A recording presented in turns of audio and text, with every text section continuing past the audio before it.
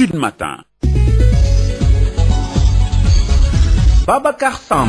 6h30 dans nos studios sur l'ensemble du réseau synchronisé de Sud FM. Bonjour et bienvenue dans Sud Matin. Voici les titres. Alerte au potentiel risque de contamination Covid-19 dans le Balantokounda, zone de frontière sud du pays avec la Guinée-Bissau. Au moins une vingtaine de points de passage clandestins sont dénombrés par le comité départemental de gestion des épidémies. À cette contrainte s'ajoute l'insuffisance des moyens de contrôle sanitaire. L'état d'urgence instauré par l'exécutif ou bien même a exhumé certaines préoccupations à Simbandi Blante face à une insécurité rampante dans les ménages. Les familles entières peinent à assurer les 3 repas quotidiens. Le maire lance l'alerte. Et parlons justement de l'aide alimentaire d'urgence. La liste des bénéficiaires est publiée. Les forces de défense et de sécurité seront impliquées dans le déploiement, a précisé en tout cas hier le chef de l'État en Conseil des ministres. Pour les factures d'eau et d'électricité, le président Sall a ordonné le règlement rapide auprès des opérateurs. L'économie de ces mesures avec Amadou Moustapha Dian, c'est pour tout à l'heure. Faute de centre de traitement à Louga, les 2 premiers malades du coronavirus de Louga sont évacués à Saint-Louis. 94 contacts au premier cas donc déclarés positifs sont mis en quarantaine dans un hôtel de la commune de Louga. Une réunion du comité régional de gestion des épidémies s'est tenue hier. Sur l'international, la pandémie de coronavirus a déjà causé plus de 82 700 morts à travers le monde. L'Europe reste la région la plus touchée. Les États-Unis ont enregistré plus de 2000 morts en seulement 24 heures. La Chine a quant à elle rouvert ses portes. La revue de presse de Rapsel Marwan va compléter nos différentes éditions d'information de ce Sud Matin, mise en onde aujourd'hui par Pape Abdoulaye Dieye. Le journal Wolof, c'est avec vous El Hadji Maodo Faye. Assalamu alaikum. Aleykum salaam Babacar Samb. Bokk yi assalamu aleykum. No jottali leen bopp xabaar yi bokk na ci boodu fu ndànk daal maanaam ak wàllante ci Covid-19 bi am ci fële ca Balantacounda ci gox yi nga xam ne moo gétti diggante Sénégal ak tamit Guinée-Bissau féeteeg boori Casamance yële ndax foofee am na fa ay béréb yoo xam ne daal gars yi dañ fay jaar itam di dem itam te mbir mi itam daanaka niñ ko war a gën a nemmeekoo daal ak ni ñu yoree yëf yi xaw naa desandi loolu itam ci wàllu tawat joojule ba tax na fi ñu toll nii dafa mel ne lu jàmp la ngir nu ñuy xool daal ba gën a yokk jumtukaay yooyu ci wàllu waa kër docteur ak tamit xool tam diggoowule jàll bi nu muy tëddee. li aju yi tamit ci li nga xam ne moo di fële ca Simbanti Balant ba tey itam ak itam jafe-jafe yi ñàkk kaaraange geeg yu demee noonu li nga xam ne dafay gën a yokk njaboot yu bëree bëri daanaka dañoo nekk ci ay jafe-jafe ak i benk ñi ngi koy dund.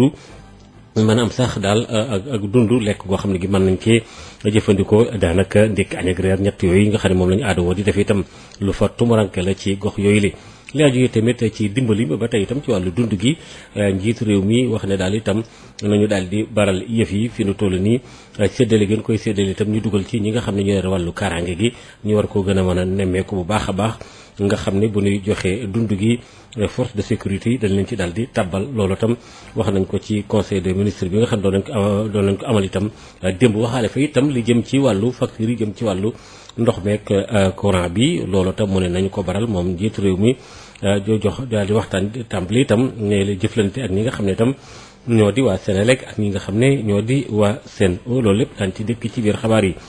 fële ca Louga gannaaw ba nga xamee ne am na kenn koo xam ne kii wopp ji def ko dal itam am keneen it ku fa dalaat ci wàllu coronavirus bi foofa daanaka béréb yi ñu leen di war a gën a nemmeekoo ca l'hôpital Amadou Sakhir Mbaye dafa xaw a tumuranke ba ñooñu toxal nañ leen yóbbu ca fële ca Ndar juróom-ñeent fukki nit ak ñeent yoo xam ni contact la woon ak kookee nga xam ne moom la wopp joojule dale ñu ci bare bari fi mu toll nii ber nañu leen daal xool seen biir am na sax ndaje mun fa doon amal te diwaan boobule ca Louga ngir waxtaane tawat joojule. yaaju ci wàllu bitim réew li nga xam ne moom la faat moom Covid-19 bi lu mu gàtt-gàtt nee ñu toll na ci juróom-ñett fukki junneeg ñaar yu toftalu juróom-ñaari téeméeri doomu aadama yoo xam ni faatu nañu ci àddina bi yëpp wërngal kàpp loolu dañ ci dikkaat toftal ci incha allah yeneen yi xabaar. Hapsa Eliman Wan Bonjour, nous démarrons cette revue des titres avec Sud Quotidien. Covid-19, lutte contre les transmissions communautaires, Badiane Gox et ASC s'engagent. Les Échos parlent également de l'évolution du coronavirus au Sénégal.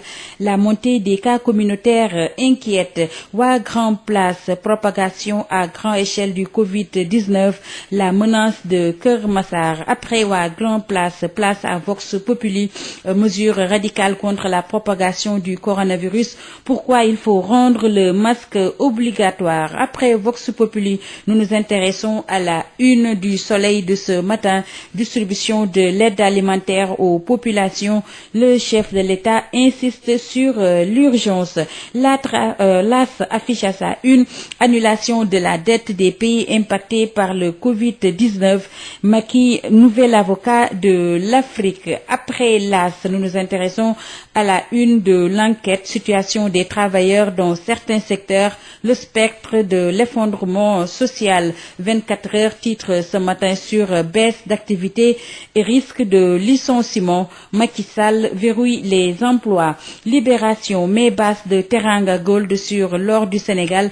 Révélation sur un scandale. Après Libération, parlons de sport à présent. Tout d'abord avec Stade, le quotidien du sport. Les Lions et la Tanière, 30 sélections, 5 buts, 4 passes décisives.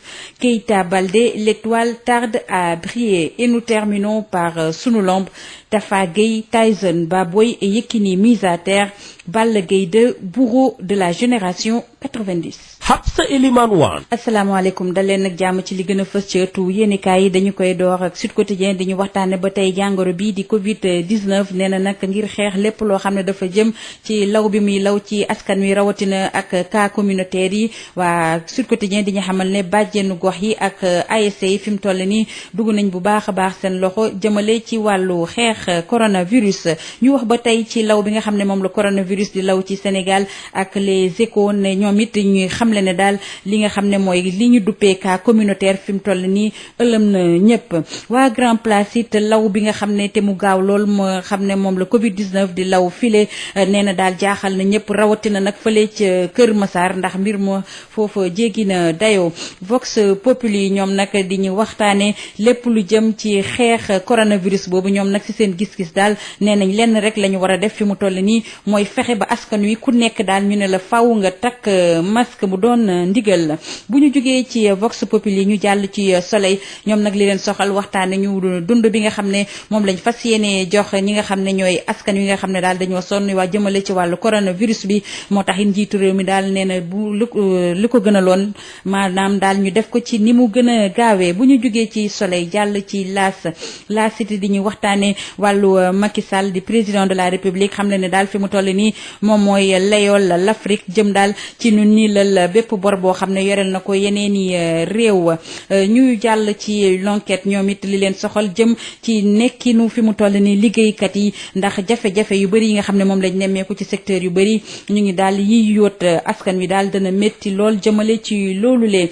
waa 24 heures it di xamle ne Macky Sall fi mu toll nii ngir jàppale ñi nga xam ne ñooy liggéeykat yi jot na daal jël yenn matukaay yu am solo surtout rawatina nag ñi nga xam ne daal bu ñu ñàkk seen liggéey. Libération moom li ko soxal tey jii di ñu waxtaanee Teranga Gold bi nga xam ne daal dafa teg loxo ci wurusu Sénégal ñu dellu si nag bu baax a baax ci li nga xam ne dañ ko duppee ab scandale. Stade, le quotidien du sport di ñu waxtaanee wàllu tàggat yaram rawatina ki nga xam ne mooy Keita Baldé nee na moom daal fi mu toll nii na ma waroon taxawee ba léegi daal yeggu ca. ñu jeexale ko Sunu Lamb Tafa Gueye, Tyson, Baboy ak Yékini nga xam ne daal fi mu toll nii fësuñu bu baax moo tax it waa Sunu Lamb ne Balla Gaye 2 fi mu toll nii daal moo gën a fës si ñi ñuy duppee génération 90. dinañ ko gën a farañ fàccee ci revue de presse bi ci kanam. Il est 7h40 dans nos studios. Merci à Papa Abdoulaye Dieye. Tout de suite, vous avez droit à Info Éco et à Info Santé avec Adja Ndeye Khady Diop. Et à 6h45, Babacar Samb sera devant ce micro pour la première édition de Sud Matin. La BICIS, Banque internationale pour le commerce et l'industrie du Sénégal, la BICIS, la banque d'un monde qui change, vous offre le journal de l'économie. Bonjour et bienvenue. Les mesures prises par l'État du Sénégal pour lutter contre le Covid-19 plombent les activités dans la zone des Niayes, L'offre est supérieure à la demande, d'après le coordonnateur de l'association des unions maraîchères des Niayes, Mamadou Ndiaye. Nous avons noté, comme toujours, la production est au pic pendant le mois de mars et d'avril, c'est donc la période d'abondance des légumes. Et malheureusement, cette période d'abondance a coïncidé avec la venue du Covid-19, ce qui fait aujourd'hui, avec les mesures prises par l'État d'ailleurs que nous approuvons très bien, mais ces mesures ont des conséquences négatives sur la production, notamment sur la commercialisation. Aujourd'hui, nous avons, depuis le mois d'octobre, investi dans le cadre donc du maraîchage. Nous sommes arrivés donc à la récolte de nos produits. Malheureusement, aujourd'hui, le marché ne répond pas. Ou il répond d'une manière quand même assez ralenti par rapport à l'offre. Aujourd'hui, l'offre est clairement supérieure à la demande, ce qui fait aujourd'hui que les prix sont au rabais. Mais aussi, puisque nous avons des produits qui sont très périssables, aujourd'hui, nous sommes en train de perdre une partie de la production. Cette perte de la production peut encore aggraver le problème parce qu'en fait, nous avons investi, on n'aura pas de retour sur le capital investi. Donc, le fonds de roulement, s'il ne revient pas, ça ne peut pas permettre donc la reprise des activités pour les producteurs. Et la non-reprise des activités pour les producteurs a encore d'autres conséquences sur l'alimentation même du pays. Et c'est pourquoi l'association des unions maraîchères des Niayes avait donc prévu et proposé au gouvernement donc d'acheter aujourd'hui la production qui est quand même très abondante et le stocker ou bien l'acheter et le distribuer aux ménages à faible revenu. Ce qui ferait donc aujourd'hui gagner les producteurs, aussi l'État parce qu'aujourd'hui il va assurer l'alimentation de la population, ce qui ferait aussi gagner le pays parce qu'aujourd'hui l'économie va être améliorée. Ceci est important, d'autant plus que la zone des Niayes qui constitue la principale zone de production de légumes au Sénégal, puisque 80% de l'exportation des légumes provient de cette zone-là, mais aussi 60% de la production nationale provient de cette zone-là. Et aujourd'hui, cette zone de Dakar à Saint-Louis. Donc tous les producteurs aujourd'hui sont inquiets, surtout les producteurs d'oignons et de la pomme de terre. Nous avons entendu que des mesures sont prises pour faire en sorte que les secteurs qui sont les plus touchés puissent être récompensés. Aujourd'hui donc, on a cité l'agriculture comme secteur touché. Moi, j'ajouterais la façon horticole comme aujourd'hui produit quand même de l'agriculture quand même qui est assez important et très grave si on ne fait pas attention, si on ne sait pas d'absorber la production qui est là, qui n'a pas de chambre froide pour stocker, n'a pas de centre de conservation. Les produits sont ou bien dans les parcelles de culture ou bien dans les marchés. Voici la principale doléance de ces acteurs de la zone. Donc aujourd'hui, je pense que l'État, dans le cadre donc du soutien qu'il a prévu pour les différents secteurs, l'horticulture doit être pris au sérieux. L'horticulture doit être pris au sérieux et on aimerait être associé à la décision ou à la préparation de ça pour pouvoir faire une indication sur la quantité d'oignons, la quantité de pommes de terre qui aujourd'hui existe au niveau des zones de production. Donc ces productions-là, il faut que les gens réfléchissent à ça aujourd'hui. Comment on doit faire pour qu'en sorte l'État puisse faire gagner les producteurs, pour leur permettre de continuer leur activité maraîchère. Puisqu'on a prévu d'acheter du riz, de l'huile, aujourd'hui, il faut dire aussi on prévoit d'acheter de la pomme de terre, de l'oignon pour permettre aux producteurs puissent quand même supporter les mesures qui ont affecté sérieusement l'horticulture au Sénégal. Le journal de l'économie, c'est fini. Merci de nous avoir suivis. La BICI, Banque internationale pour le commerce et l'industrie du Sénégal, la BICI, la banque d'un monde qui change, vous a offert le journal de l'économie. Sud FM chez vous, à tout instant. Biotox anti-moustique pour le corps, les vêtements, les rideaux et draps vous protège contre les moustiques chez l'adulte et l'enfant. Val d'Afrique vous offre votre journal de la santé. Bonjour à tous et bienvenue. Info Santé, c'est dans la région de Tambacounda où le gouverneur a pris de nouvelles mesures contre le coronavirus. Tamba a déjà recensé 334 cas contacts, dont 90 enfants talibés qui viennent de Rufisque à cause de la situation géographique et des risques de propagation de la maladie. La première mesure porte sur l'ouverture des marchés. Oumar Mamadou Baldé, le gouverneur de la région de Tamba, au micro de Boubacar Tamba. Vous voyez donc que la situation est sérieuse. La situation appelle l'implication de chacun d'entre nous. À compter de ce matin, tous les marchés réguliers de la région ne seront autorisés à ouvrir que les jours de lundi à mardi. Mercredi, ils sont fermés. Ils réouvriront jeudi, vendredi et samedi. Dimanche, ils seront fermés. Et même pour les jours d'ouverture, ils ne sont autorisés à travailler que de 7h à 15h. Les autres mesures, c'est sur la circulation et le transport. Deuxième mesure arrêtée par le comité régional de sécurité. La circulation à l'intérieur de la région entre départements est interdite. Troisième et dernier point, le comité a décidé de prendre la mesure de n'autoriser qu'une seule personne à bord du tricycle. Derrière, ça peut être des denrées ou des marchandises, mais pas des passagers. Traversées qui ont été notées en dehors des points officiels. Nous avons demandé aux forces de défense et de sécurité de mutualiser leurs forces et de dérouler des patrouilles le long des frontières. Nous étions avec le gouverneur de Tomba, Oumar Mamadou Baldé, interrogé par Boubacar Tomba. Info Santé, c'est fini. Merci à tous. Yotox anti-moustique pour le corps, les vêtements, les rideaux et draps vous protège contre les moustiques chez l'adulte et l'enfant. Val d'Afrique vous a offert votre journal de la santé. Sud Matin, le journal. Alerte au potentiel risque de contamination Covid-19 dans le Balantoukunda, zone de frontière sud du pays avec la Guinée-Bissau. Au moins une vingtaine de points de passage clandestins sont dénombrés par le comité départemental de gestion des épidémies. À cette contrainte s'ajoute l'insuffisance des moyens de contrôle sanitaire. L'état d'urgence instauré par l'exécutif a exhumé certaines préoccupations à Simbandi Balante face à une insécurité rampante dans les ménages. Des familles entières peinent à assurer les 3 repas quotidiens. Le maire lance l'alerte.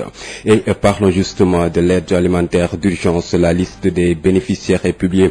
Les forces de défense et de sécurité seront impliquées dans le déploiement, a précisé en tout cas hier le chef de l'État en Conseil des ministres. Pour les factures d'eau et d'électricité, le président Sall a ordonné le règlement rapide auprès des opérateurs. L'économie de ces mesures avec Amadou Moustapha Dieng dans ce journal.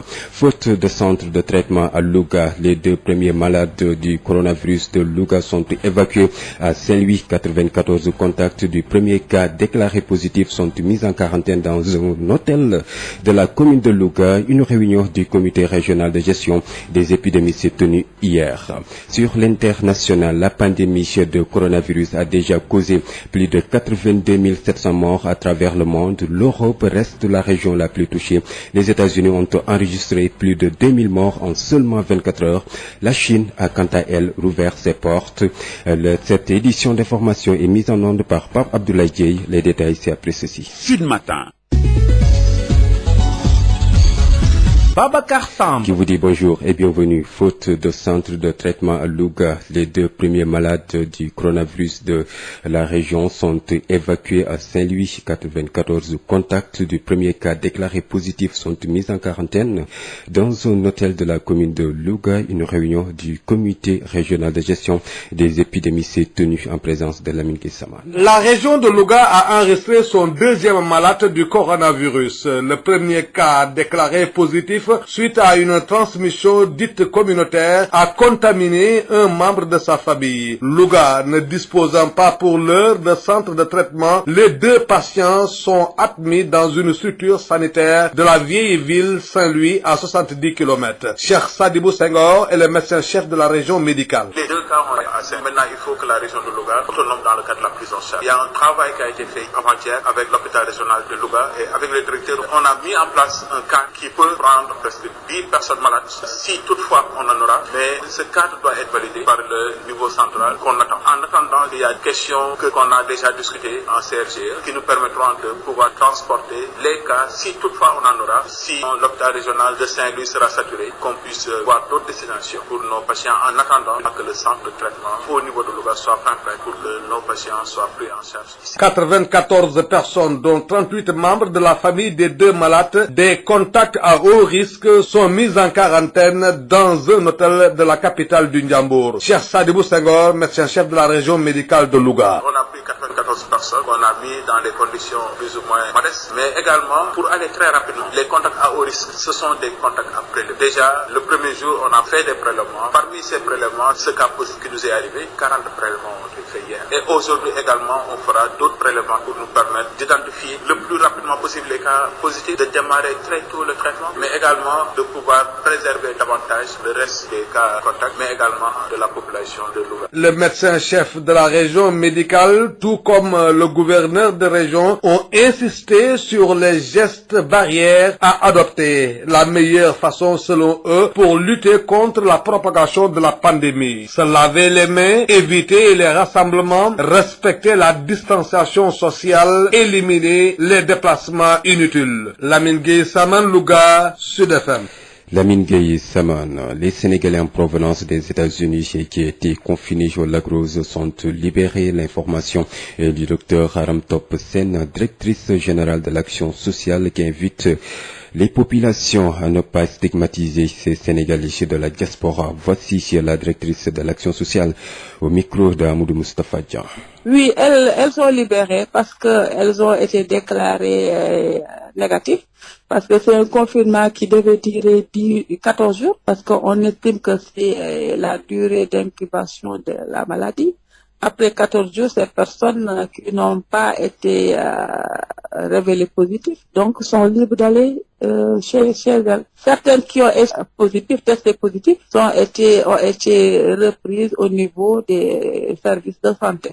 Entre-temps, le délai de confinement, c'est 14 jours. Il n'y a pas de risque. C'est pourquoi, au bout des 14 jours, ces personnes ont été libérées et ils sont rentrés chez eux.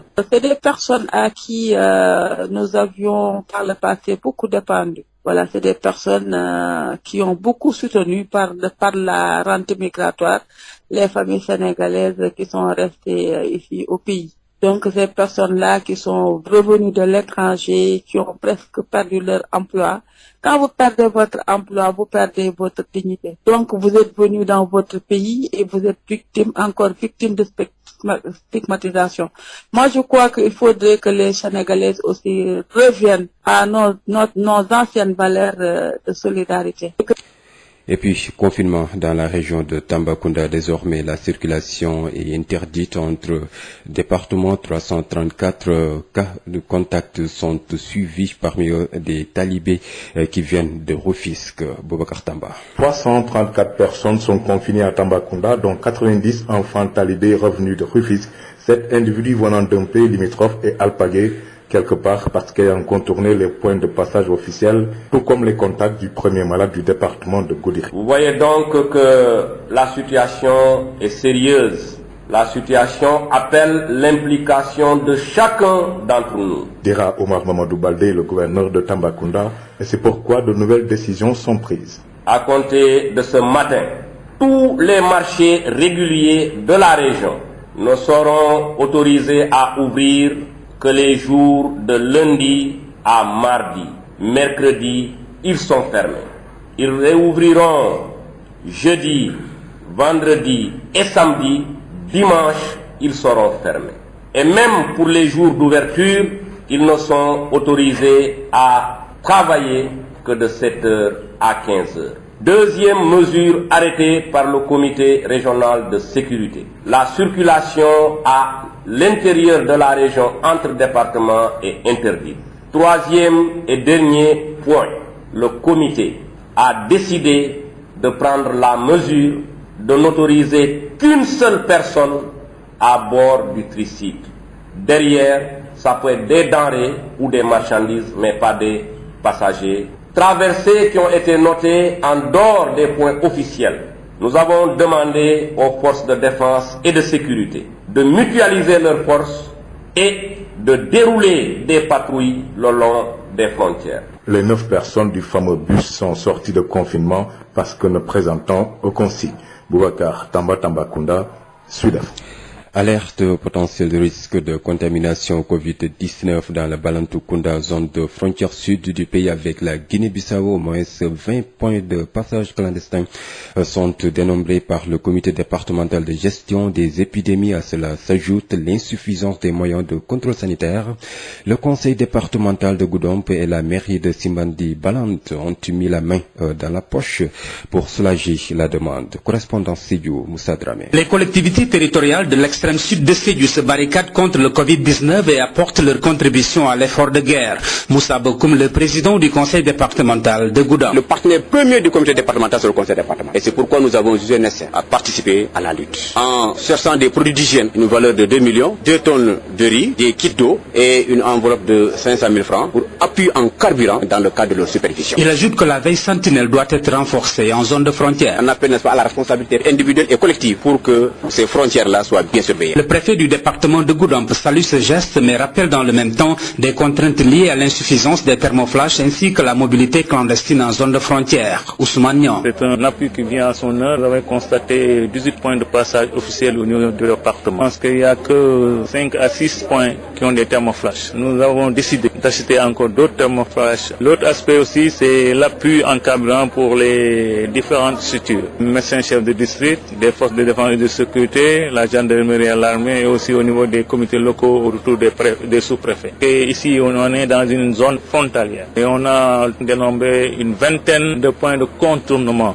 au niveau de la frontière. Nous avons demandé aux forces de défense et de sécurité vraiment de renforcer les patrouilles. À Simbandi Balante, toujours dans ce département de Goudomp, frontalier à la Guinée-Bissau, le maire Famara Kalber Mané a également déballé ses dons. La dotation est composée de 84 cartons d'eau de javel, 50 cartons de savon, 50 cartons de madame et de grands seaux, 70 bidons. On a mis à la disposition des ICP le montant de 2 300 000 pour la commande de médicaments, de masques et de gel encore. Nous avons déjà entamé la procédure de virement du montant de 1 million pour la participation de la commune à la caisse nationale COVID-19. Le préfet du département de Goudomp, Ousmane Niang, a demandé aux maires qui traînent encore les pieds de se hâter à la mobilisation des moyens de prévention, surtout avec l'apparition des cas de contamination dits communautaires. Moussa Dramé, Sédhiou, Sud FM.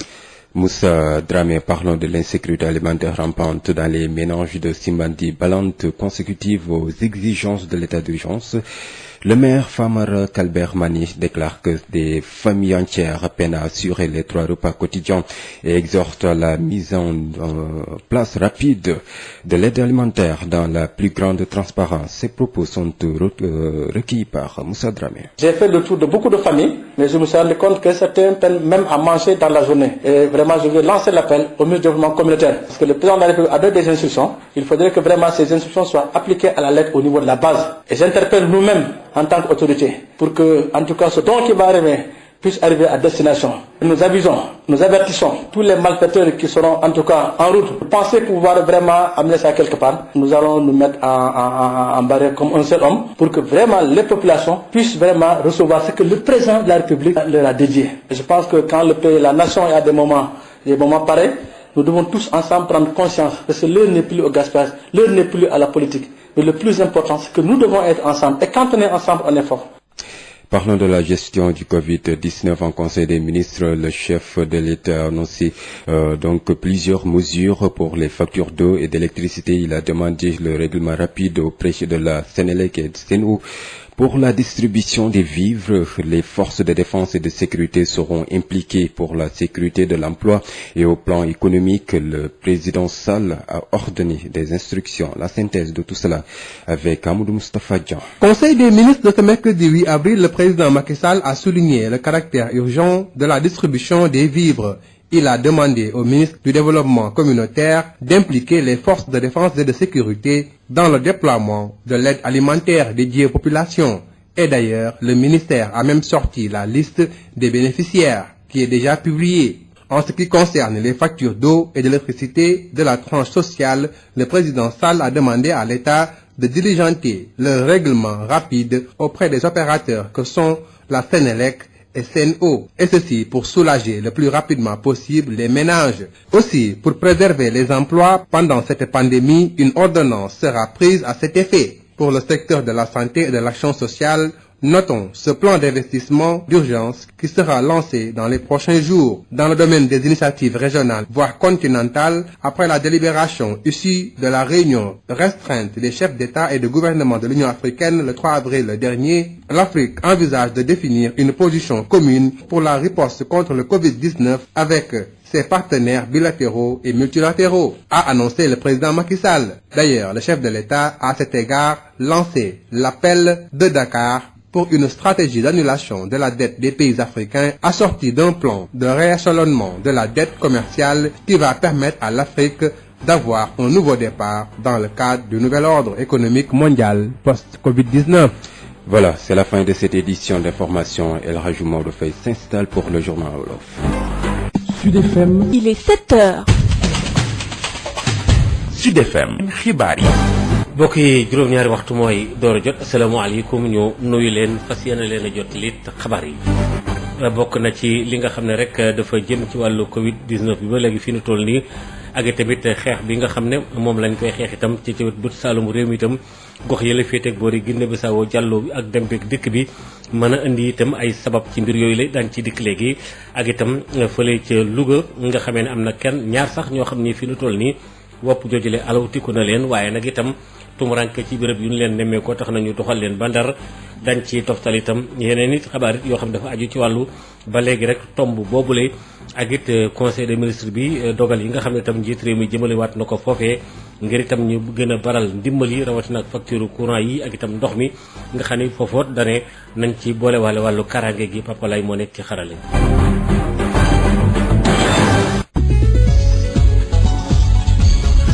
Maodo Faye jërë ngeen jëf ni nga ko waxee léegi ca Louga kon ca lañ koy daal di doore gannaaw ba nga xamee ne am na kenn ko wopp joojule daloon na ko am na keneen nit koo xam ne ki sax nee ñu wàllu na ko ca Louga ba fi mu toll nii ñu daal di nekk ñaar ñoom nag wax nañ ne rek toxal nañ leen yóbbu leen fële ca Ndar gannaaw ba ñu nemmee ko ne juróom-ñeent fukki nit ak ñeent yoo xam ne itam daanaka kam njëkk a dal ñooñee jëflante na ak ñoom ba ñooñu nag fii nu toll nii ber nañ leen Lamine Gueye Samane. diwaanu Louga am ñaareelu nit ku feebar jële ko ci coronavirus ki ko jëkkoon am nag ñu wax ni daf ko am te kenn xamul ko wàll moom moo ko jox kenn ci njabootam région bu Louga ba fii ñu toll amagul benn béréb bi nga xam ne mën nañ fa faj ñi am jàngoro ji tax na ñaar ñi feebar ñépp duñu leen yóbbu ci benn kër docteur bu nekk ci Ndar tolloog juróom-ñaar fukki kilomètres ak Louga Cheikh Sadibou Senghor mooy médecin chef région médicale bu Louga. Louga day am ñaareelu cas positif à coronavirus li ñu def mooy defar ko yóbbu ko pour ñu commencer prise en charge ci région bi xool nan la ñu war a mën a def ba suñuy malade jël ko suñu bopp en charge jot nañ ci waxtaan ak directeur visité nañ ko ba xool ne mën na ne ba am na fukki lal yi nga xam ne leer nañ ko ni mën nañu jël en charge nit ñi nga xam ne ñoo ko war a toppatoo ma identifié nañ ba formé nañ leen matériel bi également lépp ñëw mais li ci des rek mooy que ni niveau national moo war a ñëw rapidement pour valider ko pour ne lii kat normal na war nañ mën a commencer. lu toll ci juróom-ñeent fukki nit ak ñeent ci biir ñooñu fanweeri ak juróom-ñett bokk ci famille yi ñaar ñi am feebar bi ñu tuddee leen contact à haut risque duñ leen ber ci benn hôtel bu nekk ci biir capitale bu Njàmbur médecin chef région médicale Cheikh Sadibou Senghor. lépp li nga xam ne ñi dëkkoon ak moom ci kër muy famille am xool également milieu bi mu doon liggéeyee aussi ñi fa nekk ñëpp ñooñu ñëpp daanaka ci lu mu gën a gaaw lañ leen ñii kat li ñu war a def mooy jël leen yóbbu leen dugal leen ci hôtel mettre leen ci ay conditions yu tane yi nga xam ne mën nañ fa toog fukki fan ak ñeent pour ñu mën leen surveiller saytu leen ñu bañ a toog rek di xaar yi nga xam ne mooy contact à haut risque ñi nekkoon ak moom ci même toile ak yi nga xam ne ñoom doon liggéey ñi mu gënoon a jël il faut que ñu gaaw ci def test moo waral ñu commencé test bi barki dem juróom la démb ci guddi gi aussi am na ay analyse yu bëri yu ñu def nañ ba ci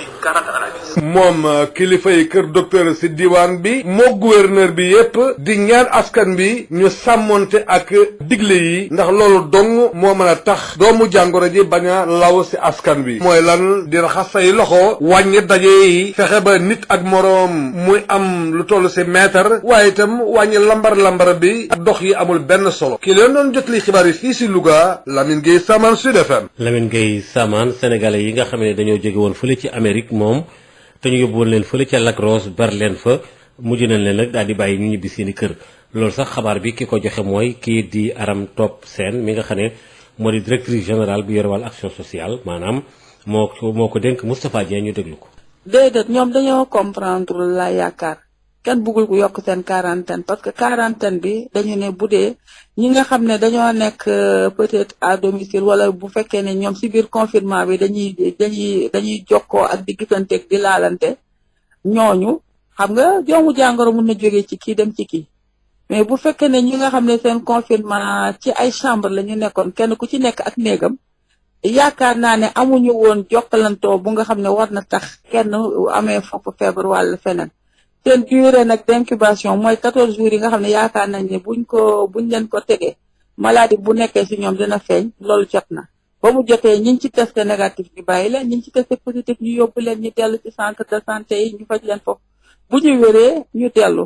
am na ci ñu nekkoon ci ñoom sax ñu nga xam ne ñoom ñoo leen njëkk a dellu seen kër parce que ñooñu dañ leen def positif 5 personnes la ñu woon week-end bële passé ñooñu jël nañ leen yóbbu nañ leen ci hôpitaux yi ba ñu wéree automatiquement ñoom ñu woon leen seen kër balaa ñu nekk ci hôtel ba sax di ñibbi. te ñooñu toujours damay wax ne dañuy bàyyi xel bu baax ci ñi nga xam ne amoon na ci Dakar amoon na ci yeneen région yoo nga xam ne tam bëgguma ko tudd mais nañu bàyyi xel ci ñoom bu baax a baax parce que ñooñu ñoo doon faj buumu gàcce yi ci biir Sénégal ñoom ñoo nekkoon bitim réew seen famille yi soxla leen ñu leen di dimbale léegi bu ñu ñibbisi ñu leen di joxañ baaraamu tuuma man daal toujours loolaa nañ leen di jàppale parce que fi mu nekk nii li ñuy soxla mooy ñu jàppale leen te ñun fi mu nekk nii dañuy veiller à ce que ñoom à chaque fois bu ñuy génn di dellu ci seen famille ñu wax médecin bi na leen bindal certificat buy wane que ne amatuñu benn jàngoro amuñu benn doomu jàngoro bu nekk ak ñoom.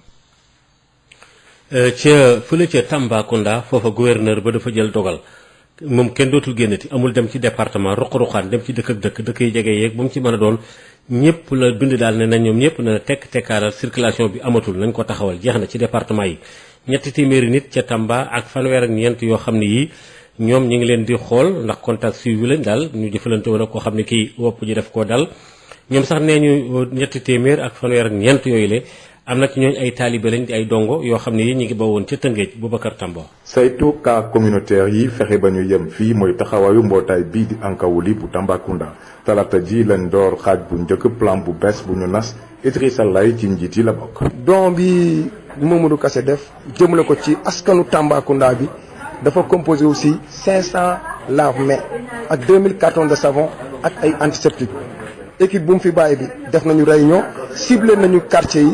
ciblé nañu daara yi parce que tey suñu cible numéro 1 mooy daara yi mooy almudo yi taalibe yi nga xam ne amuñu fu ñuy fanaan ñoom lañ ko jagleel bu ñu fa jógee nag ñu xool fépp kuy mbooloo di daje ci biir Tambacounda gare routière yi arrêt Jakarta yi ak rue yoo xam ne nit ñi dañ fay gën a bëri ñu jël fa am ku ñu fa responsabilisé dénk ko. lenn ci li nga xamante ni ràññee nañ ci lool waa Ankawuli mooy taxawaayu seen i jigéen Idrissa Lay. waaw loolu am nañu programme bu ñu nas parce que suñu kuréelu jigéen ñi ñoom jot nañ ci waxtaan ba nar a teg benn plan d'action parce que dañoo am concept bu bees bu ñuy wooyee Tamba propre mooy Tamba na set ñooñu ñooy collecté wu def réunion jël ay xale yu ay xale yu ndaw ñun ñu motiver leen ñu wàcc ci dëkk bi di sensibiliser feebar bi te ba pare wax nit ñi toog seen kër seen njëriñ la. ñoom waa Ankawuli ñu ngi wéy di bàyyi xel ci jàngoro ji fas yéene cee béy seen waax ba mu mat sëkk. Boubacar Tambaloon cee jokkoo fii ci Tambacounda rajo Sud FM. daañu ci dikkaat tamit ak dogal yi nga xam ne gouverneur bi jël na ko foofu loolu ca ndimbal yi la jëmoon waxtaan ak Boubacar Tamba ci département yi foofee kenn mënatu la dem kenn mënatu la ñëw 300 ak fanweer ak ñeent ci ay nit yoo xam ne yi dañ leen daal di ber ca Tamba. li aju yi tamit ci dig bi dox ci diggante Guinée Bissau ak Sénégal fële ca boori Sédhiou gox yooyu la boori Casamance ak li ko gétti 20 béréb bu jàlluwaay yoo xam ne yi gaa yi dañ fay jaar di sataxlu ak nëbbutu di dem te loolu mën naa indi ay jafe-jafe ci tawat ji mën na ko sax gën a yokku Moussa Dramé. kilifa yi gox-goxaan yi féetewoo ci bët Saloum diwaanu Sédhiou taxaw nañ tem seen aar mbas mi lay di Covid 19 ci loolee it am na dimbali boo xam ne ñu ngi koy jébbal comité de lutte ba ci teewlu Moussa Bokoum mi jiite conseil départemental bu Goudomp. ñun conseil départemental il faut ñu bokk ci xeex. muy ay produits d'hygiène yu valeur de 2 millions ay ceeb ay kit d'eau benn enveloppe bu 500 000 pour appuyer le personnel sanitaire pour ñu mën a def seen déplacement yi. ce département bi dafa yaatu. yokku na ci bàyyi xel boo xam ne war nañ ko gën a def ci boori frontière rek Guinée Bissau. di wax ni population aussi ñu moytu bu baax pour que ces frontières là soient bien surveillées. Ousmane Niang di préfet bu département bu Goudomp rafetlu na li ni mel waaye it xamal na ci ne it am na lu bare loo xam ne daf ci desandi lool rawat na lu ñu duppee thermoflash bu ñu nemmeeku température waaye tamit dem ak dikk bu métti boo xam ne dafa tar lool ci boori frontière. comme ni ngeen ko xamee département bi dafa nekk département moo xam ne dafa am ak frontière avec la Guinée Bissau gis nañu def nañ fa des dispositifs de large base de main def nañ fa lépp point yàq juróom-ñett yëpp def nañ mais li ñu remarqué mooy thermoflash yi doyul moo tax ñu jël si xaalis bu ñu joxoon appui ñu ne dañ ciy jënd ay thermoflash nañu aussi muy docteur muy force de défense et de sécurité comités locaux de gestion des épidémies loolu aussi jël nañu ndogal ne dañ leen di appuyer en cas pour ñu mën a def supervision boobu. ba tey ci département Goudomp rawat na ci commune Simbandi Balante Jaraaf ba ci nekk di Famara Kaldermané am na ay jumtukaay yu ñu jébbal comité. ñu commandé vraiment 84 cartons jënd nañ fi ay saabu yu bëri jënd nañ fi ay coton yu bëri jënd nañ fi ay gel yu bëri pour mettre à la disposition ICPE ak cas de santé ak village yëpp ñu nekk ci commune bi parce que 41 villages la ñu am. ci cotisation COP 2015 COP 19 bi commune bi jël na ay dispositions bi def participation boobu 1 million bi def nañ ko joxe nañ aussi bon de commande bi pour pharmacie bi Safane ak Simbandi Balan. Ousmane Niang di préfet bu Goudomp xamal na ci ne it ñenn ñoo xam ne ñoo di maire yoo xam ne ba tey jii la it wéy si guñ leen aw nañ fexe ba gën ci gaaw indi ci loo xam ne mënees nañ ci yokk xeex boobule ndax it ne it jamono ji dafa tar lool rawat na loo xam ne moom la ñu duppee cas communautaire di ñoo xam ne ñoom ñooy lawal feebar bi it ñu nekk ci biir askan wi son jokkook yéen Sédhiou Moussa Dramé pour Sud FM. Moussa Dramé ci gox boobu sax ba léegi foofu la ñuy dal di deseni ci Simbandi Balan nga xamee ne maire bi nekk foofu la di Famara Kalbert Mané nee na lekk gi moom daanaka tumuranke nañ ci loolu ndax état d'urgence bi moo tax am na fenn foofu kenn mënatu faa demati ñu déglu maire boobu la. am na ay kër yoo xamante ne ñu bëri du ñu lekk pour ñu lekk moom day jafe. am nañ ci conseil def naa tour famille gis naa li fa xew moo tax may lancé appel ministre développement communautaire mu gën a gaaw ci affaire bi pour que population ñu mën a jot li président bi wax te li président yéene population maa ngi lancé appel yi ñun maire yi chef de village yi chef de quartier acteurs territoriaux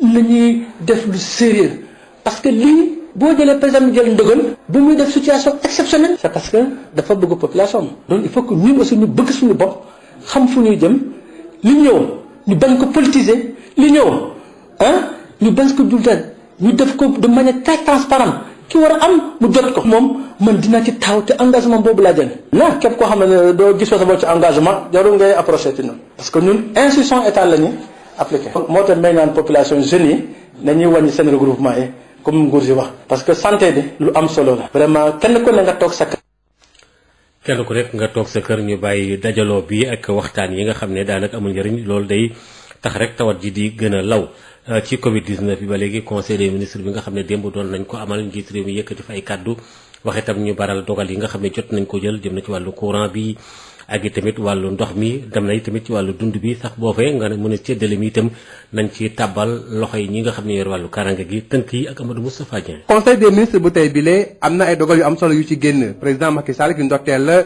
jot na xam ne war nañu taxaw ci lu gaaw ngir séddale li nga xam ne moo jëm ci wàllu ndimbal li ñeel yi nga xam ne ñoo ko soxla ci noonu dina sax ñaax ministère bi yooyu lépp jëm ci wàllu développement communautaire mu daal di ciy boole ci séddale bi ñi nga xam ne ñoo nekk ci way karange gi niki noonu sax jot nañu gis ne ministère jot na génne listu njaboot yi nga xam ne war nañu bénéficier wu ci yooyu la ndimbal ci lu jëm ci wàllu payum facture ndox yi ak courant yi te na it xam ne wàllu temps social moo ko tax a jóg niki noonu mi ngi laaj gouvernement bi mu daal di gaawal lu ni mel bu ko defee daal ñu mën a jàppale askan wi ci loolu ngir nag sàmm lenn ci xëy yi nga xam ne jamono jilee xaw na tagga tembe te li ko waral moo di feebar bi jot na jël benn ordonnance boo xam ne dafay ñoŋal xëy yooyu le ba kenn du ci am benn jafe-jafe ci la jëm ci wàllu way kër docteur it mi ngi xam ne war na am benn plan boo xam ne nañ ko teg ngir daal soqali ñi ciy liggéey ngir ñu mën a gis seen bopp ci li ñuy def ginnaaw déclaration bi nga xam ne président yi nekk ci Afrique jot nañ ko amal ñetti fan ci weeru avril bi ñu génn président Macky Sall jot na xam ne war nañu taxawal kuréel boo xam ne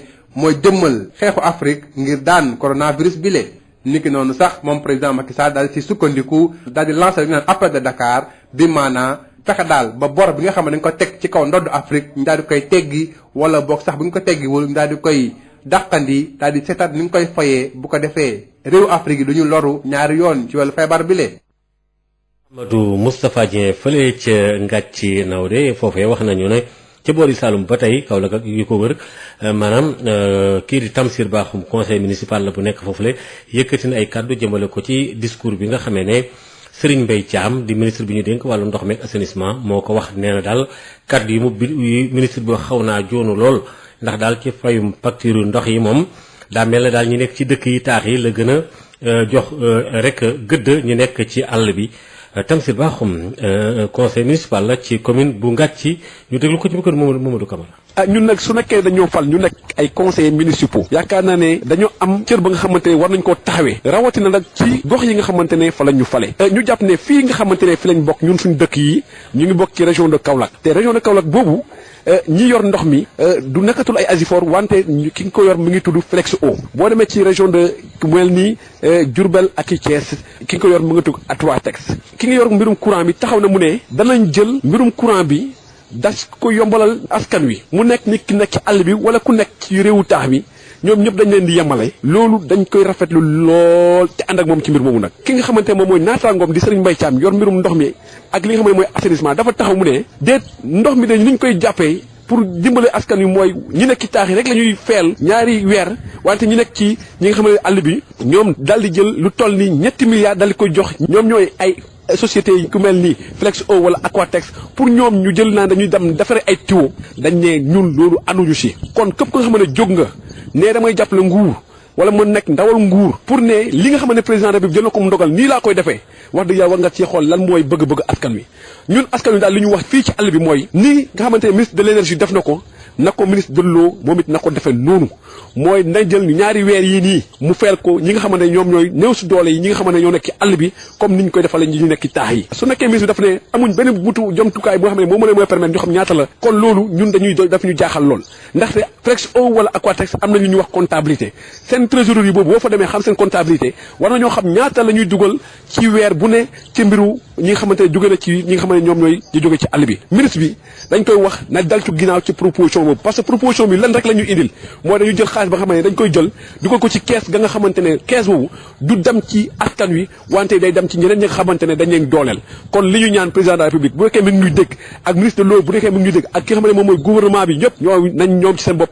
nañ dal ci ginnaaw ci proposition boobu pour ñëw dimbale ñi nga xamante ne ñoom nekk ci réewu àll bi ndaxte wax dëgg yàlla tey ñoom dañoo yelloon ndimbal boobu la ca topp nag mooy ñun ñëpp takku nañ ànd ak président de la République ak gouvernement bi pour xeex lii nga xam ne moom mooy mbas bi di ñaan suñu borom mu jëlee ko fi ci ni mu gën a gaawee. Sud Matin.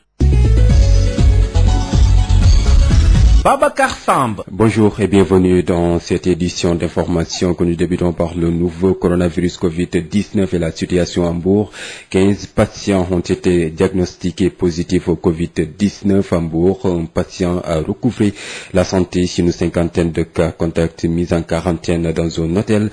Les autorités médicales insistent sur le respect des mesures d'hygiène édictées. Babacar Sow. Situation de l'évolution du coronavirus dans le département de Mbour. Le nombre de cas positifs passe de 15 à 14. Un des patients de cette pandémie dans ce département a été déclaré guéri. Une autre information de sources sanitaires nous éclaire sur le nombre de cas contacts mis en quarantaine dans un hôtel de la Petite Côte. Une cinquantaine de personnes, nous dit-on. Le département de Mbour, où plusieurs mairies ont déclaré la guerre au Covid-19 avec la distribution de produits antiseptiques, eau de javel, savon et gel hydroalcoolique dans les daras et espaces publics, tendent la main à Dieu pour espérer le recul de la maladie dans le département. Les marchés et garages ont aussi reçu la visite du service d'hygiène pour désinfection.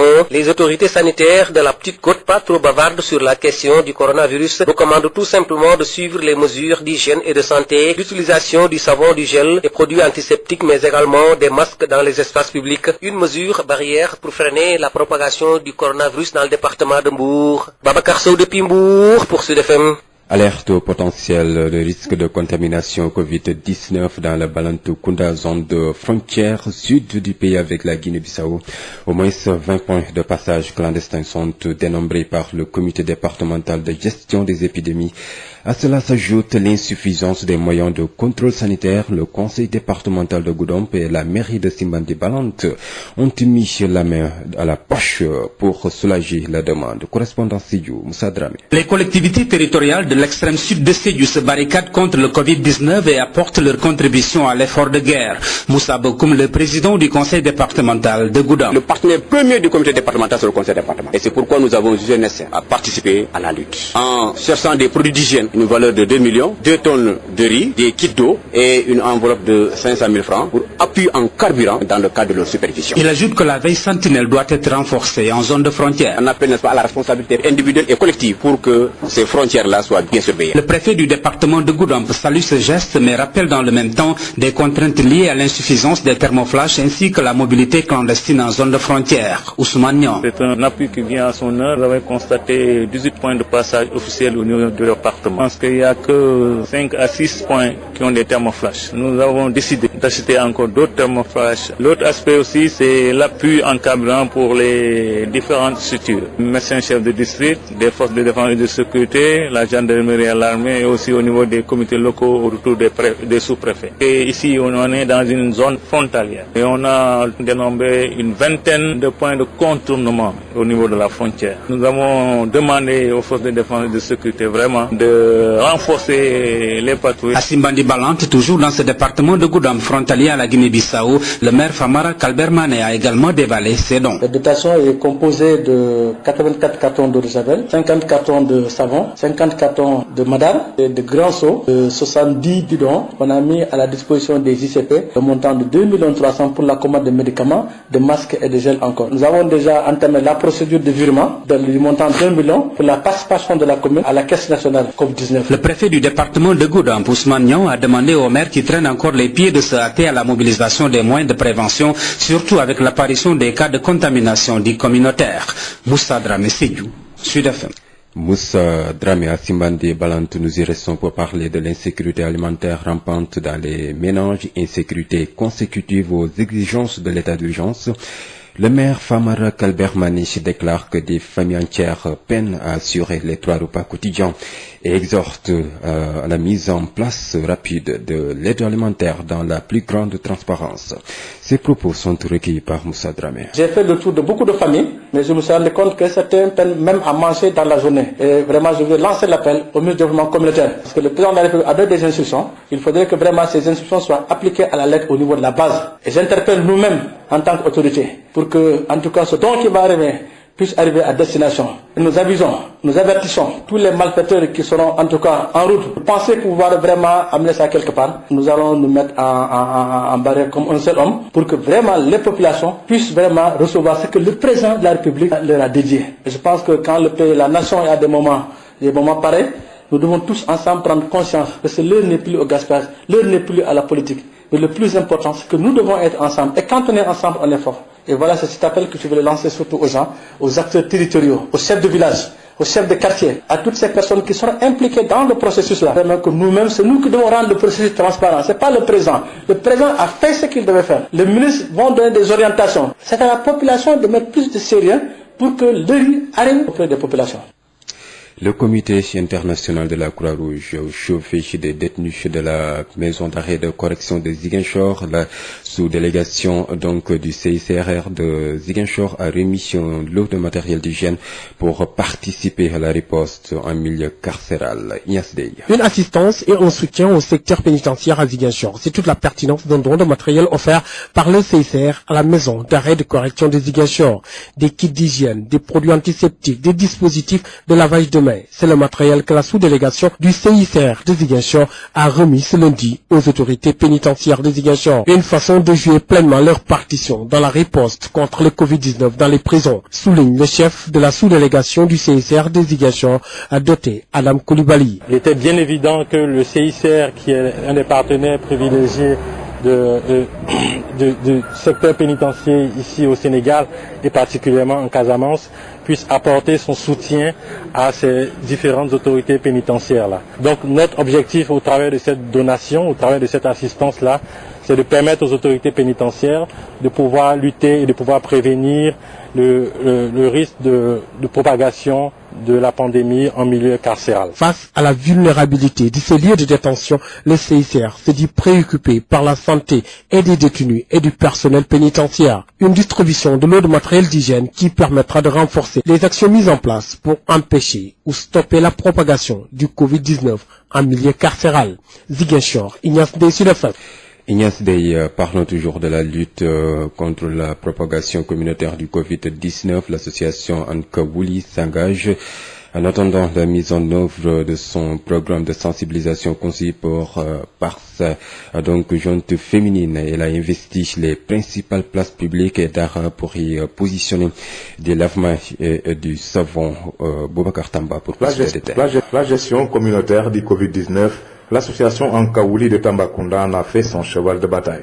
C'est par la distribution de kits d'hygiène qu'elle a entamé la première phase d'un plan d'action concocté à cet effet. Ousseynou Dieng, le secrétaire général, explique. Vu la situation du Sénégal par rapport au coronavirus, ainsi que le dernier cas qui a été signalé dans le département de Goudiri, l'association Ankawouli s'est encore une fois levée pour soutenir, disons, ses pairs au niveau de Tambacounda, avec l'aide de Mamadou Kassé, qui est le président même de l'association, qui est le directeur général de la SICAP SA, élu municipal et départemental. Nous avons pu, disons, concocter quelques matériaux, 500 lave-mains prévus et 1000 cartons de savon. Ceci va être la phase première qui va voir la distribution de 175 lave-mains et de 200 paquets de savon aux couches vulnérables, aux agglomérations comme les gares routières qui sont encore opérationnelles, je veux dire, et ensuite, disons, les quartiers périphériques. L'un des traits de caractère spécifiques à l'association Ankaouli est la mise à contribution d'une importante jeune féminine, ajoutera Ousseynou Dia. C'est vrai, parce que nous avons une équipe là qui est là, une équipe féminine très soudée, très organisée, qui réfléchit depuis longtemps par rapport à ces cas communautaires.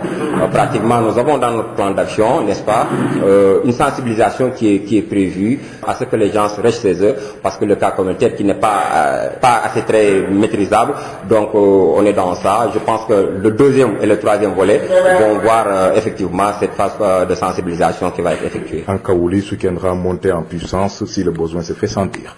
Boubacar Tambacounda, Sud-Afrique. Lancement hier à Thiès des opérations de pulvérisation spatiale. Le service d'hygiène met les gros moyens pour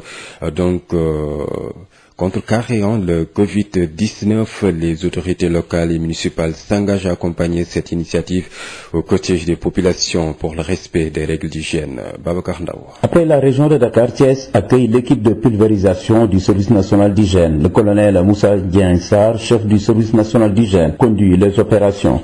Mais comme vous le savez, depuis quelque temps, on a commencé à enregistrer des cas dits communautaires. Donc c'est la raison pour laquelle nous avons opté de renforcer en tout cas notre stratégie d'intervention, qui est maintenant d'étendre les zones de traitement au niveau de la voie publique, parce qu'on se dit que bon, c'est un lieu où les gens se retrouvent. Certains milieux de grands rassemblements tels que les gares routières, tels que les marchés aussi sont des lieux de rassemblement des personnes. Donc il se pourrait que le virus circule dans ces endroits. En tout cas, des objets dans la rue puissent vraiment constituer aussi des supports pour maintenir le virus. Une mission qui arrive à point nommé selon l'adjointe au gouverneur de Thiès chargé des affaires administratives, Ngoné Sissé Camara. Donc dans la région de Thiès, il y a deux départements qui ont été ciblés, le département de Thiès et le département de Mbour, pour les raisons que vous connaissez évidemment. Donc depuis quelques semaines, le 2 mars plus précisément, si je ne m'abuse, la région de Thiès a enregistré des cas. Donc on touche du poids depuis quelques jours, il n'y a pas de nouveaux cas qui ont été relevés, mais quand même on ne dort pas sur nos lauriers. Pourquoi vraiment nous comptons accompagner, autant que faire se pourra, ces actions menées par le service national d'hygiène dans la région de Thiès. Donc les opérations vont démarrer aujourd'hui, donc nous appelons les populations à accompagner. Les grandes artères et autres espaces relevant du public à Thiès sont concernés par cette opération de grande envergure. Thiès a commencé à avoir un peu de répit, mais n'empêche qu'il fallait vraiment qu'on puisse vraiment mener ces activités. Ces activités quand même ne doivent pas aussi pousser les populations à dormir sous les lauriers et dire que bon, le service national de l'hygiène est en train de faire des traitements dans la voie publique, donc bon, peut-être ça va suffire pour faire la lutte. Nous les appelons à continuer à adopter en tout cas les consignes qui leur sont édictées par les services sanitaires. Le maire de la ville de Thiès, au nom des 3 autres maires de communes de Thiès, a salué les mesures déjà prises avant d'inviter les populations au respect des règles d'hygiène. L'Association nationale des commerçants et transporteurs du Sénégal participe à l'effort de guerre en remettant à la douane un important lot de masques, gants, alcool-gel et autres produits désinfectants d'une valeur de 6 millions de francs CFA. L'association appelle au respect des règles édictées par les autorités sanitaires. Sam Batia, inspecteur principal des douanes, représentant la direction générale que nous écoutons au micro de Biram Ndiaye. L'administration des douanes donc se réjouit de recevoir ce don venant de nos partenaires dans un contexte de pandémie où vraiment tous les services sont vraiment en marche pour chercher les moyens vraiment de secourir et de protéger leurs agents. Bien avant, on avait anticipé à travers un message de monsieur le directeur général des douanes qui prescrivait un certain nombre de mesures de prévention au niveau individuel et collectif. Ces mesures, bien entendu, s'inscrivaient dans le cadre de l'ensemble des mesures qui étaient recommandées par le ministère de la Santé et de l'Action sociale. Pas de distribution d'Ingala cette année. La communauté chrétienne ne pourra pas sacrifier à cette tradition. Une première fois, à cause du coronavirus, le Conseil national du laïcat du Sénégal demande aux fidèles de surseoir à cette pratique. Le partage du Ngalar le vendredi saint était symbole donc de la fraternité islamo-chrétienne. C'est un reportage signé Josette Kali. Ce vendredi saint, pour une première depuis son instauration au Sénégal, le partage du Ngalar n'aura pas lieu. La pandémie du coronavirus est passée par là. On ne fait que s'adapter. On fait pas. On est obligé de se conformer. Franchement, il faut faire attention. Avant que la décision ne sorte, j'avais déjà pris ma décision. Vu la circonstance, il n'en est pas question. C'est ça parce qu'on sait que c'est la meilleure solution. C'est plus prudent pour limiter la contamination. C'est la situation qui nous oblige. Pour ce fidèle, le cœur meurtri, il n'avait même pas l'intention de sacrifier à cette tradition du Ngalar, vu qu'il n'allait pas avoir l'opportunité de participer à une célébration eucharistique. Ce n'est pas parce que je ne pourrais pas offrir comme je le faisais d'habitude à mes amis. Non, ce sera la première fois de ma vie. Le jour de la résurrection de notre Seigneur, ne pas pouvoir aller le célébrer à l'église avec mes parents fidèles chrétiens, c'est ça qui me fait le plus mal. Et rien que pour ça, je me dis que même s'il n'y avait pas cette interdiction, moi je n'aurais pas fait de Ngalar. Il n'y a pas de fête. Ce Ngalar, dont la grande quantité est destinée aux voisins musulmans, va les manquer selon Awamane. Ça va nous manquer énormément, nous les musulmans.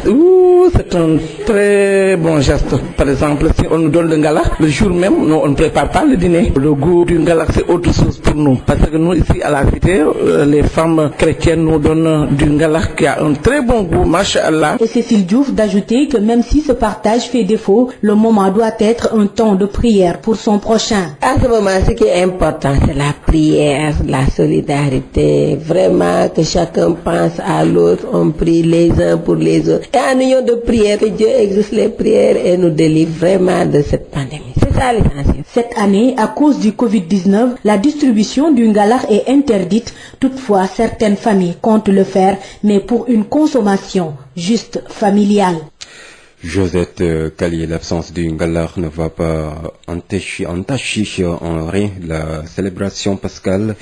Le Ngalar n'est pas une nourriture prescrite dans le catéchisme par l'Église catholique. Il s'agit d'une tradition populaire précise et rappelle l'abbé Roger Gomis qui recommande aux familles qui le peuvent, en tout cas de reporter la préparation à une période plus propice. Car c'est une valeur intrinsèque du dialogue islamo-chrétien au Sénégal. Les détails avec vous, Marie-Rosaline Ndiaye. Le Ngalar chrétien qui ne sera pas au rendez-vous ce vendredi n'aura aucun impact sur les célébrations de Pâques. La pratique, qui n'est pas une prescription de l'Église, s'est longtemps invitée dans la célébration du vendredi saint, comme l'explique ici l'abbé Roger Gomis de l'archidiocèse de Dakar. Le Ngalar n'est pas une nourriture prescrite dans le catéchisme par l'Église catholique. C'est une tradition populaire qui a existé autour des cérémonies, par exemple du vendredi saint et des autres célébrations, ne va pas entacher ou ne va pas avoir une portée directe sur les célébrations qui vont se faire.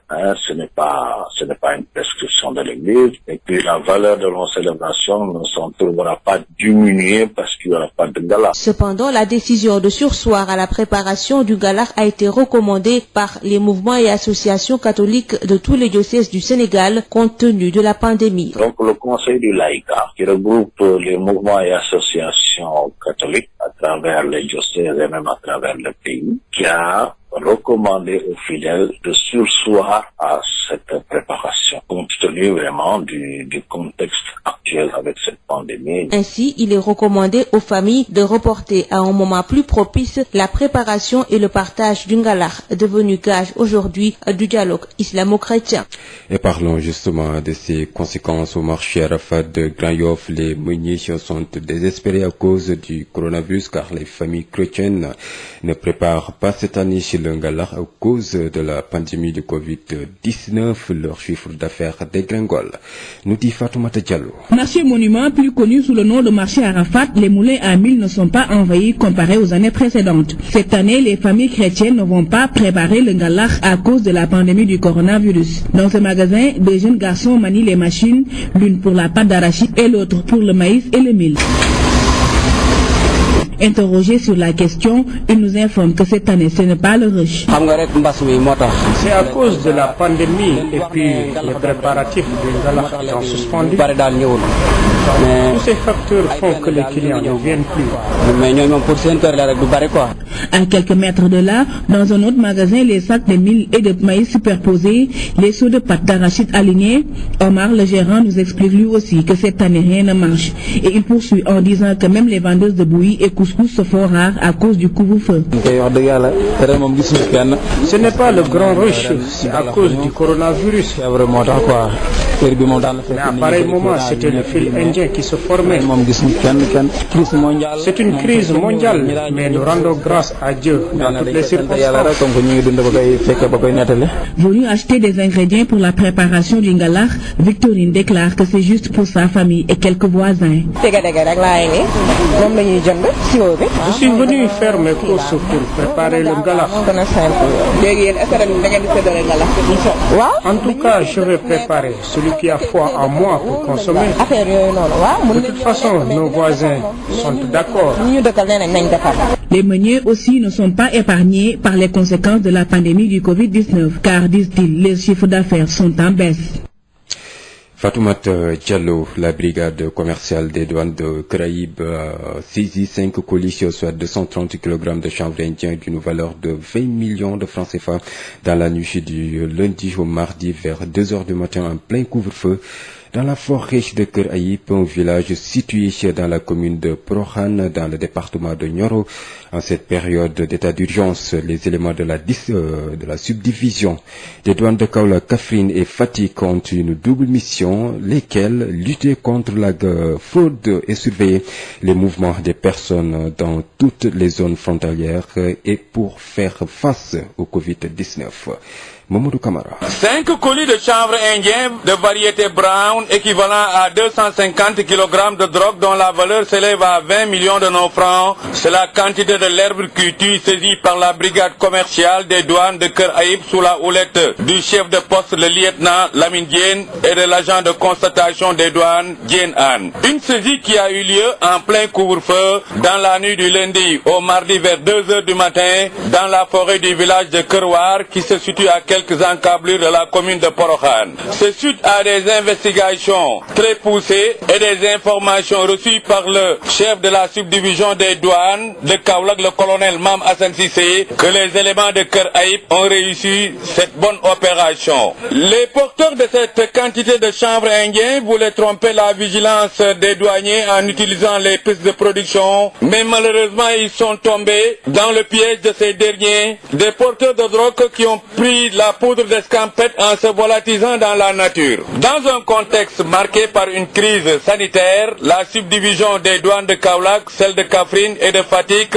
ont renforcé leur mission et sont sur tous les fronts. Non seulement ces douaniers continuent de lutter contre la fraude dans toutes ses formes, mais également ils veillent sur le respect des dispositions de l'état d'urgence dans toutes leurs zones d'intervention, tout en assurant la surveillance des frontières entre le Sénégal et la Gambie. Dans toutes ces zones, des patrouilles diurnes et nocturnes sont organisées et les entrées et sorties sont filtrées par ces soldats de l'économie. Kaolack, Mamadou Camara, Sud FM. Mamadou Camara, merci à vous. Maodo Faye. mbokk yi juróom-ñetti waxtu mooy door a jot asalaamaaleykum ñu nuyu leen fas yéene leen a jotali xibaar yi doore ko rek ci Covid 19 bi ak xeex bi ñu ko xeex tam doore ko fële ca Mbuur fukki nit ak juróom yi nga xam ne dañu waxoon ne dañoo gàddu doomu jàmboro joojule am na rek kenn ko xam ne ki tax nañu daal moo ci daal di wér. am na ci nag luy tollook ñeent fukk daal ay nit yu bari ñëpp bu ñu leen boole yoo xam ne ñoom ba léegi ñu ngi ci quarantaine. Babacar Sow. càmbarub coronavirus ci département bu Mbour fukki cas ak juróom yi nga xamee ni jotoon nañ leen wàññi ci ñu ko am léegi toll nañu ci fukk ak ñeent kenn ci ñoom daal dina wér ci département bu Mbour. beneen xibaar bi nga xamee ni itam rote na ci waa kër docteur leeral nañ ñu ci ñi nga xamee ni ay cas contact lañu ñu daal leen ber ci benn hôtel boo xam ne mi ngi fii ci diwaanu Mbour ñu toll ci juróom fukki doomi aadama ci lu ñu yee yàbbi département bu Mbour ñu nemmeeku ni maire yu bari daal nañu taxaw tembe ngir jàmmaarloo coronavirus daal di séddale ay produits antiseptiques alcoolique eau de javel saabu ak gel hydroalcoolique ci daara yi rawatina mboole seen béréb yi nga xamee ni doomu aadama yi daañu fa dajee suñu sukkandikoo ci jaraafu dëkk yooyee li ñuy yàbbi nee nañu daal dara desutu fi lu dul tàllal loxo borom bi ngir feebar bi deltu ginnaaw muy jayi ak garage yi foofee itam gis nañu service d'hygiène daal dina leen pompé kilifa yi nga ko ndogali ci waa kër docteur ci département bu Mbour pare wu ñu wax lool ci lépp loo xam ne li itteel na wàllum coronavirus di joxe ay tegtal ci li nga xamee ni ku ko toppi itam xëy na di nga mucc ci feebar bi muy di faral di raxasu ak saabu wala eau de javel wala jëfandikoo gel hydroalcoolique waaye itam di takk ay masque ci bërëb yi nga xamee ni doomu aadama yi dañu fay faral di tasee di ay jumtuwaay yi nga xamee ni suñu ko jëfandikoo danañu mën a kar coronavirus Babacar Sow dañ ca jokk ak yéen fii ci Mbour pour Sud FM. ci wàllu fële ci boori Sédhiou boo deful ndànk am na askan wi ci ñenn ñooñ ci Covid 19 bi dana tax daal daanaka rek ñu am ay jafe-jafe lool ndax nag dem beeg dikk bi da ci am ay béréb yoo xam ni wàlla sax mën na cee am ndax li tolloog ñaar fukki ruq yoo xam ni yi ay points yoo xam ne dañ fay jaar te dañ koy nëbbu te loolu wóorul Moussa Dramé. kilifa yi gox-goxaan yi féetewoo ci bët Saalum diwaanu Sédhiou taxaw nañ tem seen aar mbas wi lay di Covid 19 ci loolee am na dimbali boo xam ne ñu ngi koy jébbal comité de lutte ba ci teewlu Moussa Bokoum mi jiite conseil départemental bu Goudomp. ñun conseil départemental il faut ñu bokk ci xeex. muy ay produits d'hygiène yu valeur de 2 millions ay ceeb ay kit d'eau benn enveloppe bu 500 000 pour appuyer le personnel sanitaire. pour ñu mën a def seen déplacement yi. ce département bi dafa yaatu. yokk na ci bàyyi xel boo xam ne war nañ ko gën a def ci boori frontière rek Guinée-Bissau. di wax ni population aussi ñu moytu bu baax pour que ces frontières là soient bien surveillées. Ousmane Niaw di préfet bu département bu Goudomp rafetul na li ni mel waaye it xamal na ci ne it am na lu bare loo xam ne daf ci desandi lool rawat na lu ñu duppee thermoflash bu ñuy nemmeeku température waaye tamit dem ak dikk bu métti boo xam ne dafa tar lool ci boori frontière. comme ni ngeen ko xamee département bi dafa nekk département moo xam ne dafa am ak frontière avec la Guinée-Bissau gis nañu def nañ fa des dispositifs de lavage de main def nañ fa lépp point yàq juróom-ñett yëpp def nañ mais li ñu remarqué mooy thermoflash yi doyul moo tax ñu jël si xaalis bu ñu joxoon appui ñu ne dañ ciy jënd ay thermoflash nañu aussi muy docteur muy force de défense et de sécurité comité locaux de gestion des épidémies loolu aussi jël nañu ndogal ne dañ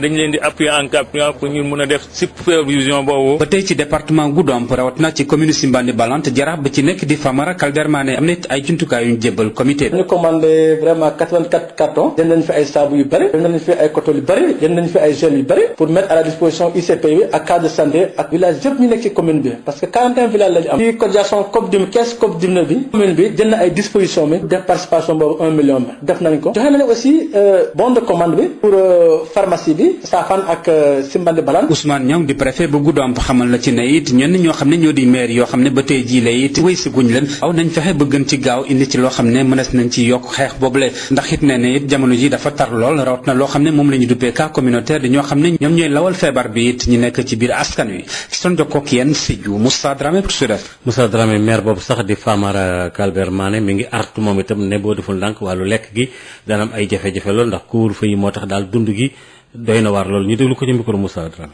am na kër yoo xamante ne ñu bëri duñu lekk pour ñu lekk moom day jafe. am nañ conseil def naa tour de famille gis naa li fa xew moo tax may lancé appel ministre développement communautaire mu gën a gaaw ci affaire bi pour que population ñu mën a jot li président bi wax te li président yéene population. maa ngi lancé appel yi ñun maire yi chef de village yi chef de quartier acteurs territoriaux nañuy def lu sérieux parce que lii boo jëlee par exemple jël ndogal bu muy def situation exceptionnelle. c'est parce que dafa bëgg population donc il faut que ñun aussi ñu bëgg suñu bopp xam fu ñuy jëm li ñëw ñu bañ ko politiser li ñëw ñu bañ ko dultal ñu def ko de manière très transparente ki war a am mu jot ko. moom man dina ci taw te engagement boobu laa jël. naa képp koo xam ne doo gisoo sa bopp ci engagement jarul ngay approché ci ñun parce que ñun institution état la ñu appliqué. moo tax may naan population jeunes yi nañuy wàññi seen regroupement yi comme nguur gi wax. parce que santé bi lu am solo la. vraiment kenn ku ne nga toog sa. li aju ci wàllu bérébu kaso yi nekk fële ci diwaanu Ziguinchor waa Croix-Rouge ñëwoon nañ fa ngir xettali leen am nag ay jumtukaay yu takku ci wàllu cet gi leen indiloon Ignace Ndeye. ndimbal ñi nekk ci prison yi rawatina fii ci diwaanu Ziguinchor bokk na ci li di don matériel bi nga xamante ni sous délégation CICR bu Ziguinchor jébbal na ko maison d'arrêt de correction bu nekk fii ci diwaanu Ziguinchor ay kit d'hygiène ay produits antiseptiques ba ci ay dispositifs wàllu raxas loxo li ñu mel mooy matériel bi nga xamante ni sous délégation CICR bu nekk fii ci diwaanu Ziguinchor jox na ko ci altine bi ñi di autorité pénitentiaire pour dugg ci xeex feebar bi di coronavirus daal di jouer pàccam ci lépp lu jëm ci riposte ci Covid-19 ci kaso yi naka la ko njiitu sous-délégation CSR bu diwaanu Ziguinchor daal di xamle kii di doote Adam Coulibaly jàpp ne li ni mel dañ koy faral di am Ismaïla Camara chargé de communication bu sous-délégation bu CSR bu Ziguinchor di delluwaat ci ndimbal bi ni mel. donc CSR li mu def nii dafa méngoo ak li nga xam ne moom mooy liggéeyam maanaam li charte yi nga xam ne dañ koo teg ci àdduna bi ci wàllum lépp li nga xam ne dafa yëggu ci wàllum droit international humanitaire looloo waral li nga xam ne li nu def nii moom mooy ñëw jox fi don boo xam ne takku na jagleel ko détenu yi ak personnel pénitentiaire. valeur bi toll na ci ñaari millions buñ koy xayma ci sunu xaalis. ci jafe-jafe yi nga xamante ni yenn ci bërëb yu ci mel ni kaso yi ñu ngi koy jànkonteel pour janoog xeex li nga xamante ni mooy feebar bi nu mel sous-délégation CICR bu Ziguinchor jàpp na ni dina dugal loxoom ci lépp lu jëm ci wàllu wér-gi-yaram ñii di détenu yi ba ci personnel pénitentiaire ndimbal lot d'hygiène bi dina tax ñu gën a renforcer seen action yi nga xamante ni ñu ngi koy amal loolu yëpp pour dakkal génne fi lii di feebar bi di Covid-19 rawatina ci yenn ci kaso yi Ziguinchor Ignace Ndeye Sud FM. Ignace Ndeye association wala mbootaay gi ñu duppee ANCAR wali fële ca Tambacounda ak Boubacar Tamba ñoom itam ñëwoon nañ foofule daal itam rek ngir indi ay xettali ak itam jàppale askan ba ci nu ñuy daane Covid-19 bi Boubacar Tamba. saytu cas communautaire yi fexe ba ñu yem fii mooy taxawaayu mbootaay bii di ANCAWULI bu Tambacounda talaata ji lañ door xaaj bu njëkk plan bu bees bu ñu nas Idrissa Lay ci njiit yi la bokk. don bi Mamadou Kassé def jëmale ko ci askanu Tambacounda bi dafa composé aussi 500 lave-mains ak 2000 cartons de savon ak ay antiseptiques équipe bu mu fi bàyyi bi def nañu réunion ciblé nañu quartier yi ciblé nañu daara yi parce que tey suñu cible numéro 1 mooy daara yi mooy almuda yi taalibe yi nga xam ne amuñu fu ñuy fanaan ñoom lañ ko jagleel bu ñu fa jógee nag ñu xool fépp fuy mbooloo di daje ci biir Tambacounda gare routière yi arrêt Jakarta yi ak rue yoo xam ne nit ñi dañ koy gën a bëri ñu jël fa am ku ñu fa responsabilisé dénk ko. lenn ci li nga xamante ni ràññee nañ ci lool waa ANCAWULI mooy taxawaayu seen i jigéen Idrissa Lay. waaw loolu am nañu programme bu ñu nas parce que suñu kuréelu jigéen ñi ñoom jot nañ ci waxtaan ba nar a teg benn plan d'action parce que dañoo am concept bu bees bu ñuy wooyee Tamba propre mooy Tamba na set ñooñu ñooy collecté wu def réunion jël ay xale yu ay xale yu ndaw ñun ñu motiver leen ñu wàcc ci dëkk bi di sensibiliser feebar bi te ba pare wax nit ñi toog seen kër seen njëriñ la. ñoom waa ANCAWULI ñu ngi wéy di bàyyi xel ci jàngoro ji fas yéene cee béy seen waax ba mu mat sëkk Boubacar Tambaloon cee jokkoo fii ci Tambacounda xaju Sud FM. démb ci Thiès moom tàmbali woon nañ fa rek itam di poudre yenn béréb yi service d'hygiène nekk fa dem ànd ak ay jumtukaay yu takku ngir xeex Covid-19 bi kilifa itam ci wàllu mairie ba ànd ca lool Babacar Ndaw. ginnaaw Dakar Thiès moom mooy dëkk bi njëkk dalal équipe service national d'hygiène si bopp ba colonel Moussa Dieng Sarr a fas yéene ñëw ak ay équipe am ay fan dugal seen loxo si xeexub jàngoro mbasub Covid-19 bi. pulvérisation spatiale nag bu ñu ko déggee moom mooy dañuy désinfecter mbedd yi bu depuis nag quelque temps gis nañ ni malade yi dafa am ay xeetu malade yu bees ñuy wax les cas communautaire nag bu ñu ko déggee mooy cas yi nga xam ni feebar bi dal na nit te xamuñu si kan la ko jëlee ñu ni léegi il faut ñu génn si hôpital yi génn si kër yi nga xam ne foofu lay malade yi jógee jéem a xeex tamit doomu jàngoro bi si mbedd mi nga xam ne foofu lay nit ñu bëri fa la ñuy daje ak tamit yenn place publique yi nga xam ne maanaam moom mooy dem na comme gare routière yi wala yenn marché yi yooyu yëpp dañ koy ciblé ñu traité ko. mission boo xamante ne ñu ngi ko doon xaar bu ñu sukkandikoo si kilifa yi ñu dénk diwaanu Thiès misaal bi xam nañ ko waaye tànneef bi Thiès ak Mbour bokk nañ ne si ñaari département si diwaanu Thiès yoo xam ne jàngoro bi teel na fi dugg donte ay jéego gis nañ ci fan yi soxna Ngone Cissé Camara di adjointe administrative bu gouverneur bu Thiès. di woo population yi ku ci nekk nga jàpp si dugal si sa loxo bu baax lépp lu ñuy tere ñu bàyyi ko muy lu ñu leen di wax ne bii moo baax tamit ñu jëm see gën a góorgóorlu adoption geste barrière yi colonel fàttali na ko léegi buñ ko boolee ak opération yi ñuy def ku ci nekk ci li la nekk nga jàpp si engagé aussi ñun ñëpp ñu àndandoo xeex Covid-19 mu jóge fii ci région de Thiès jóge ci Sénégal. bépp mbedd bu mag fii ci biir Thiès ak espace public yi dees na ko jaarale pompe ko ba nga xamante ne tey jii benn njaqare duñ ko fa gisati tax nag si turu ñetti maire yi nekk si biir Thiès maire bu ville bu Thiès Talla Sylla gën a ñax askan yi matuwaay yi. ni ñu ciy dimbalee suñu bopp mooy comme léegi ñi ngi waxu cas communautaire ñu fexe ba ci wàllu sorente yi ñu ciy góorgóorlu fexe ba li ñu sant ci loxo ñu di ko respecté maanaam di set te di ko def lu bëri moytu nuyoo yi te moytu jël loxo jëmale ci kanam waaye fexe ba aussi di toog orientation bii mbir yi jël ci biir Thiès mën nañoo am yaakaar ne balaa yàgg mën nañ cee am ndam. kilifa service national d'hygiène dalal xel yi ne jumtukaay yi mat na ba tax na ay équipe am ñu ngi ci terrain bi fas yéene lëkkaloo ak waa Thiès ngir def liggéey bi Babacar Ndaw Thiès Sud FM. Babacar ñu ngi lay jaajëfal bu baax a baax xeex bi ñuy xeex ba léegi Covid 19 bi mbootaay gi nga xamee ne ay commerçant lañ ak ay transporteurs fii ci biir Sénégal bokk ci effort yi man jéego yi ñuy defi daal ngir xeex itam yëf yi indi ay jumtukaay yu ñu doon jox waa douane fi ñu toll nii ngir itam wàllu cet gi ak taxawaay yi itam kii di soxna Ndeye Diop moom ci boppam mi nga xam ne moo jiite mbootaay googu la ci jigéen ñi wax ak commerçant yi ak ñooñu nga xam ne itam dañuy nekk ay transporteurs. wax naa la ci ak Birama Ndiaye ñu déglu. xam ngeen ne produit temps yi dafa manqué ndax ñëpp a ko soxla d'ailleurs dañoo joxe sax décrété ne léegi na ko pharmacie yi rek di jaay te pharmacie yi duñ nangoo jaay lu bari moo tax indi nañu 1656 bouteilles gel indi nañu 720 pièces su eau de javel indi nañu 720 pièces su madar indi nañu 2000 pièces su masque indi nañu 4000 pièces su gants xanaa di ñaax population bi yëpp ñuy déglu suivre télé bi di nangoo ànd ci tegtal yi ñu leen di jox ak di déglu ni ko docteur yi di waxee ndax ku nekk xam na ne président wane na exemple bi nee na nañ leen di raxasu tey joxe distance bi tey takk masque tey toog suñu kër bu ñuy génn lu dul lu am solo ñu doxi ko rapidement duggaat suñu biir kër ndax fii la gën a grave ndax buñ demee ba toll ci cas communautaire rek loolu mooy wane ne kenn xamul ku la wàll boobu nag day garaaw lu ñu mën a moytu di toog ci biir kër yi moo gën.